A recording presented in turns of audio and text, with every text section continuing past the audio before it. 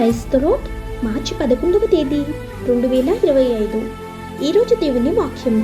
ఏలయనగా దైవ దృష్టికి మంచివాడుగా నుండువానికి దేవుడు జ్ఞానమును, తెలివిని, ఆనందమును అనుగ్రహించును. ప్రసంగి గ్రంథం 2వ అధ్యాయం 26వ వచనం.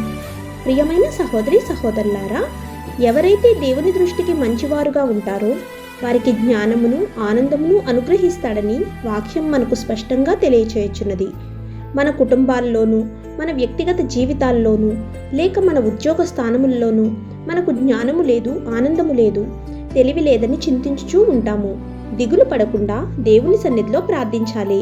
అంత మాత్రమే కాదు, దేవుని సన్నిధిలో మంచివారుగా ప్రత్యక్షపరచబడినట్లు మన ప్రవర్తనను మార్చుకోవాలి. అప్పుడు మనలో ఎవరికైనా జ్ఞానము కొదువుగా ఉన్న ఎడల అతడు దేవుణ్ణి అడగవలెను. అప్పుడది అతనికి అనుగ్రహింపబడును. ఆయన ఎవరిని గద్దింపక అందరికీ ధారాళముగా దయచేయువాడు. నిశ్చయంగా దేవుడు మనకి సమస్తాన్ని ధారాళంగా దయచేస్తాడు. ఆమేన్. God bless you.